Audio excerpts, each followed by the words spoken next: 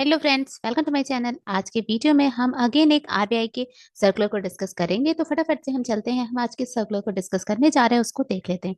ये देखिए, ये आरबीआई की वेबसाइट है। वेबसाइट पे नोटिफिकेशन के नीचे हमारा डायरेक्शन और सर्कुलर होता है। अगर हम सर्कुलर्स में जाते हैं तो मैंने एक लाइन से अप्रैल 1 के सर्कुलर्स को डिस्कस करना स्टार्ट किया था, जिसमें मैंने फाइनेंशियल इंक्लूजन एंड डेवलपमेंट के सर्कुलर्स को डिस्कस कर लिया है। अभी मैं करंटली कमर्शियल बैंकिंग के सर्कुलर्स को डिस्कस करने जा रही हूँ, जिसमें कि आज का हमारा जो सर्कुलर होगा वो होगा बेसल 3 कैपिटल रेगुलेटर्स।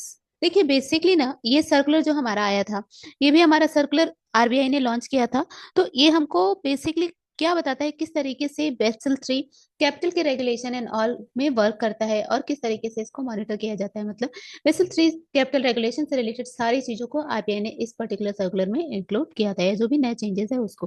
तो देखिए, सर्कुलर बहुत बड़ा नहीं है। फटाफट से इस सर्कुलर के जो भी की एलिमेंट्स हैं उसको डिस्कस कर लेते हैं। साथ ही साथ इस सर्कुलर से किस तरीके के क्वेश्चंस आते हैं उसको भी हम डिस्कस कर लेते हैं। मैंने इस सर्कुलर को भी प्रॉपरली कीज में ऑर्गेनाइज किया है, ताकि आपको इजी टू रिमेंबर रहे और अपने जितने भी बैंकिंग सर्विसेज के एग्जाम्स हैं उसके लिए आप इजिली अपने आप को तैयार कर सके कि बेसल 3 से अगर आरबीआई के सर्कुलर से कोई भी क्वेश्चन आता है तो आपने किस तरीके से आंसर करना है। तो चलिए फटाफट से हम अपने स्क्रीन पे चलते हैं, की पॉइंट्स को देखते हैं, साथ ही साथ इस पर्टिकुलर सर्कुलर से रिलेटेड क्वेश्चन को देखते हैं।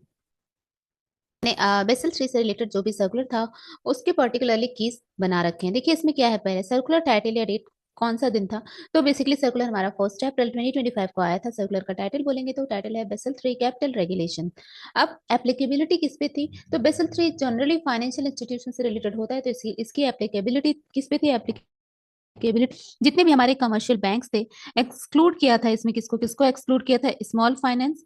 साथ ही साथ जितने भी हमारे बैंक के और पेमेंट बैंक्स थे उन सबको इसमें एक्सक्लूड किया हुआ था। की पॉइंट्स क्या थे, consolidate and updates Basel 3 capital adequacy guideline incorporates all amendment to April 1 2025।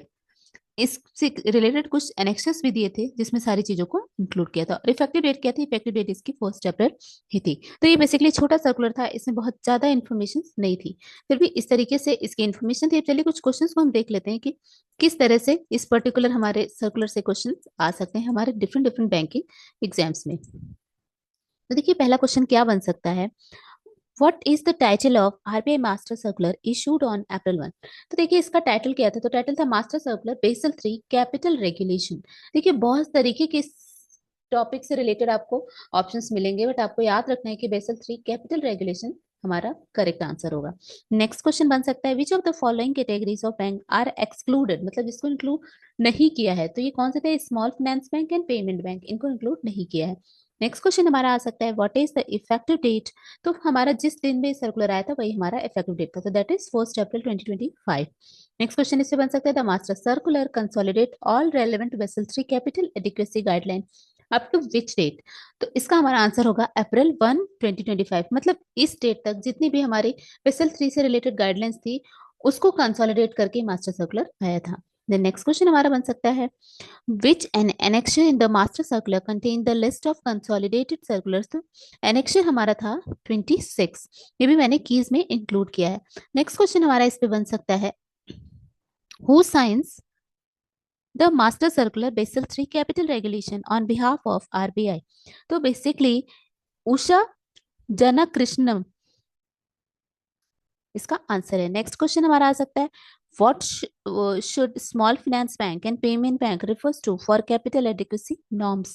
तो their respective license and operating guidelines उसी को इंक्लूड करते हैं और उसी को हम कहते हैं कैपिटल एडिक्वेसी नॉर्म्स, अगर हम बात करते हैं स्मॉल फाइनेंस बैंक की और पेमेंट बैंक की। तो नेक्स्ट क्वेश्चन हमारा इस पे आ सकता है, the reference number of RBI circular includes the department code DOR।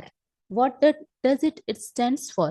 DOR दिखता है हमको, तो DOR का मतलब क्या होता है, DOR हम कहते हैं किसमें, तो DOR is department of regulation.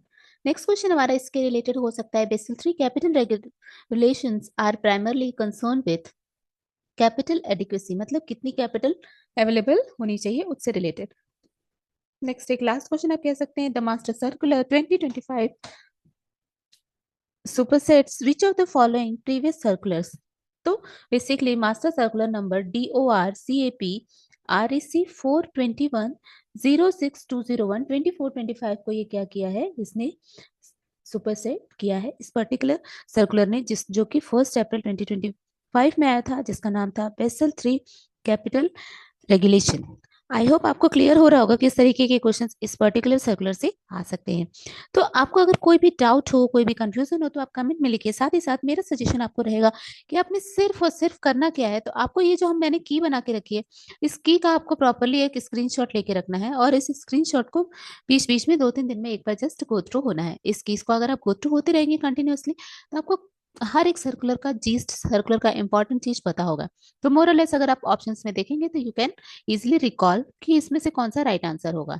तो चलिए अगले वीडियो में मिलते हैं नेक्स्ट सर्कुलर या नेक्स्ट डायरेक्शन के साथ। तब तक के लिए टेक केयर, गुड बाय, और हाँ, मेरे चैनल को सब्सक्राइब करना मत भूलिए।